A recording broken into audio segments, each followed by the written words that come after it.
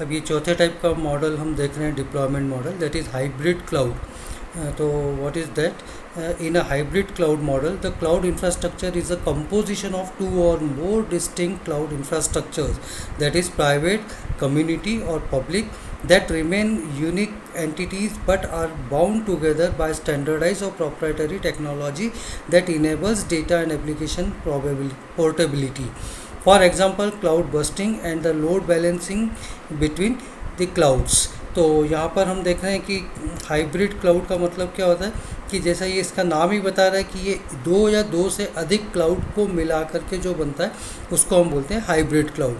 ठीक है, तो इसमें एक पब्लिक क्लाउड हो सकता है, दूसरा प्राइवेट क्लाउड हो सकता है, या एक पब्लिक हो सकता है, दूसरा कम्युनिटी हो सकता है, या एक प्राइवेट हो सकता है, दूसरा कम्युनिटी हो सकता है, या फिर पब्लिक, प्राइवेट और कम्युनिटी तीनों टाइप के इसको भी मिला करके हाइब्रिड क्लाउड बना सकते हैं। और ये आपस में जुड़े होते हैं, तो जो भी एंटरप्राइजेज़ हैं वो किसी एक का या दूसरे का या इसके कॉम्बिनेशन का किसी भी टाइप के क्लाउड का वो इस्तेमाल कर सकते हैं अपने पर्पस को सॉल्व करने के लिए, अपने रिसोर्सेज को यूज़ करने के लिए। तो इस टाइप का जो कॉम्बिनेशन होता है दो या दो से अधिक क्लाउड्स का, वही कहलाता है हमारा हाइब्रिड क्लाउड।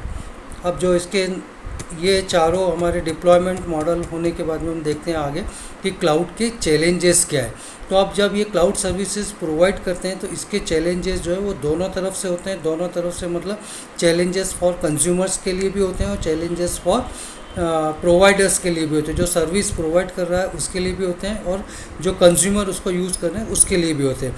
तो कंज्यूमर के लिए सबसे मेन चैलेंज क्या होता है कि जो वो अपना बिजनेस क्रिटिकल डेटा जो होता है वो डाल नहीं सकता। इसका मतलब क्या है कि आम पब्लिक तो केवल सर्च करने के लिए चीज़ों को यूज़ कर सकती है, लेकिन जो बिज़नेस हाउस होते हैं वो उसका सारा data, confidential data, business critical data जो होता है वो ऐसे क्लाउड पर नहीं डाल सकता। अगर वो प्राइवेट क्लाउड पर डालता है तो उसका सेंसिटिव डेटा के ऊपर उसका कंट्रोल ख़त्म हो जाता है और उसके डेटा की कोई सिक्योरिटी नहीं बचती है। तो ये एक सबसे बड़ा उसके ऊपर चैलेंज है। दूसरा चैलेंज इसके पास में ये भी आता है कि इसको एक सर्विस लेवल एग्रीमेंट्स भी साइन करना होता है कंज्यूमर को भी। तो ये उसको प्रोवाइडर्स के साथ में सर्विस लेवल एग्रीमेंट साइन करना होता है और हर बार ये एग्रीमेंट साइन कर पाना और उसकी शर्तों को मानना ये संभव नहीं होता है। ठीक है, और तीसरा इसका सबसे बड़ा जो चैलेंज है वो ये है कि इसके एक लॉक इन होता है। तो another challenge is vendor lock in. तो इसमें क्या है, एक बार कोई वेंडर आपने तय कर लिया तो आप बार बार क्लाउड की सर्विसेज को बदल नहीं सकते।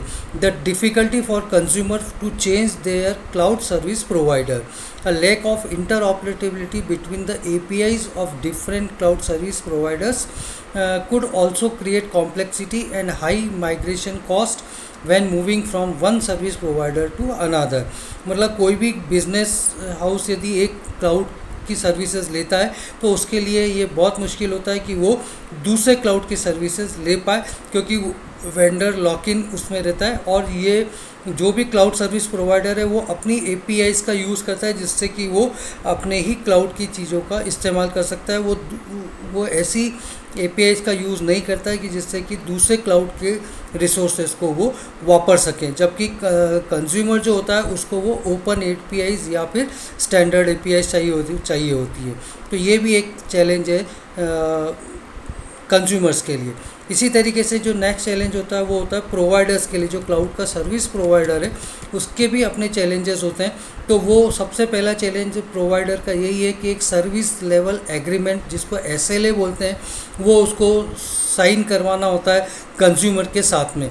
जब तक कंज्यूमर जो है वो साइन करके नहीं देता है क्लाउड सर्विस प्रोवाइडर को, तब तक वो उसको सर्विसेज नहीं देगा। तो ये एक चैलेंजेस हैं और ये सर्विस लेवल एग्रीमेंट जो है वो हमेशा ही जो कंज्यूमर्स है वो साइन करने के लिए, सारी डिमांड्स उसकी मानने के लिए तैयार नहीं होता है। ठीक है, एक और उसके साथ में प्रॉब्लम आती है कि जब वो सॉफ्टवेयर्स की बात आती है तो many software vendors do not have a cloud ready softwares licensing models. तो लाइसेंसिंग मॉडल्स उसके पास में नहीं होते हैं। Some of the software vendors offer standardise cloud licence at a higher price compared to traditional licensing model.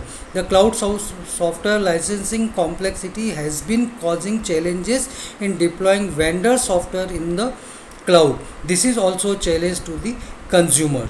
ठीक है, तो ये किसी भी कंज्यूमर को अपने सॉफ्टवेयर्स बनाने के बाद में वो उसके जो लाइसेंस की प्रक्रिया है उसमें बहुत प्रॉब्लम आता है और बहुत ही खर्चीला वो साधन बनता है। तो इस वजह से कोई भी प्राइवेट ऑर्गेनाइजेशन है जो वो अपने सॉफ्टवेयर्स बना करके क्लाउड के ऊपर डिप्लॉय करना, ये भी उसके लिए एक बहुत चैलेंजिंग वाला टास्क होता है। ठीक है, एक और सबसे मेन समस्या आती है क्लाउड सर्विस प्रोवाइडर्स के लिए, that usually offers proprietary APIs to access their cloud, कि वो अपने खुद के क्लाउड को एक्सेस करने के लिए प्रोप्राइटरी एपीआईज का ही यूज़ करते हैं। However consumer might want open APIs और standard APIs to become the tenant of the multiple clouds. This is a challenge for cloud service providers because this requires agreement among the cloud service provider. मतलब cloud service providers क्या करता है, वो अपनी proprietary APIs का ही use करता है जिससे कि वो केवल उसके क्लाउड को ही यूज़ कर सके। और कंज्यूमर जो होते हैं उनको चाहिए होती है ओपन एपीआईज या स्टैंडर्ड एपीआईज, जिससे कि वो दूसरे मल्टीपल क्लाउड्स के भी टेनेंट बन सकें और मल्टीपल क्लाउड से सर्विसेज ले सकें। लेकिन इसके लिए जो एक क्लाउड सर्विस प्रोवाइडर को वो चैलेंज है कि इसके लिए उसको एक एग्रीमेंट साइन करना होता है, जो कि अलग अलग क्लाउड सर्विस प्रोवाइडर के साथ में उसको अलग अलग तरीके के एग्रीमेंट्स करना होते हैं, जो उसके लिए बहुत ही चैलेंजिंग टास्क होता है। तो एक क्लाउड सर्विस प्रोवाइडर दूसरे क्लाउड सर्विस प्रोवाइडर की सर्विसेज को आसानी से नहीं दे सकता है। तो ये कुछ चैलेंजेस होते हैं जो कि सर्विस प्रोवाइडर की तरफ से हैं। तो जब भी क्लाउड चैलेंजेस की बात आती है तो हमें दोनों ही बताने चाहिए। एक होते हैं जो cloud challenges for the consumers और दूसरे होते हैं cloud challenges for the service providers. तो यहाँ जा कर के हमारा ये क्लाउड कंप्यूटिंग इंट्रोडक्शन का टॉपिक समाप्त होता है। धन्यवाद, थैंक यू सो मच।